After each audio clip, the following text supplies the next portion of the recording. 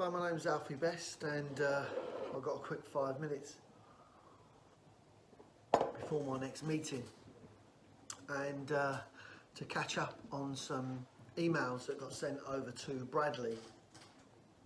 And one of the emails that got sent over was regarding the time it can take for planning permission to go through when you're trying to redevelop, extend a piece of property.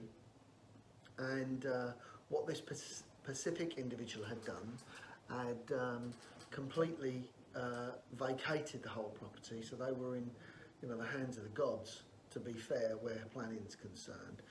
Sometimes the time it can take is ridiculous, but they're the laws that we have to abide by and work with.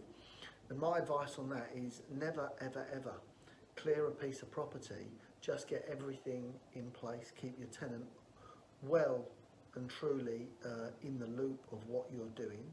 And it may be that you want to take a discounted rent, but to keep that property rented while you're applying for your planning permission. Because remember, income and sustained source of income is the key to the survival. It's the lifeblood of any business, and it's exactly the same with property. So don't look to completely vacate a whole property before you put all your planning in. Bring your tenants on board, find out what they want to do. Are they looking to move afterwards? Are you extending the property which can benefit them? And it may be that you can extend one part of the property while they're still in situ. Now that's a bit difficult because you have to cater around their business, and you may need to take a discount in rent while you're doing it.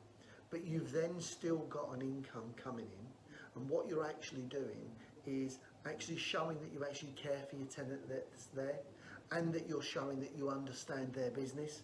And that's so important, because good tenants are the lifeblood of your business, and it is solely and wholly important that you understand their business, you understand what their needs are, so you can help cater for them.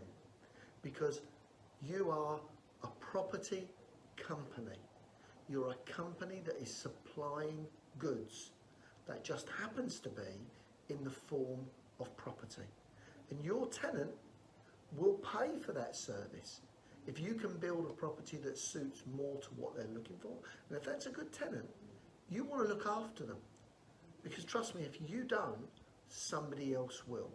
So in bullet points, when you're applying for planning permission, if you have a tenant in there, look not to remove that tenant and get vacant possession, because you're then responsible for the rates. So not only is it a loss of rent, it's actually a loss to you financially, because you've now got to pay for the rates for the property.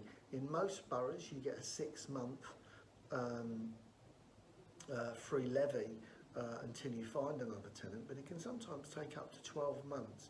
Sometimes I've had planning applications, by the time it's gone to appeal, run for 2 years sometimes. So it is very, very important that you balance it, keep that income stream coming in, you work with your tenant, and you hopefully have a hand-in-glove situation where you're increasing the value of your property, keeping an income stream coming through, and on top of that, you're extending a property which is going to increase the value of your rent, increase your tenant's business, and add space elsewhere you can possibly even take another tenant. Have a great day.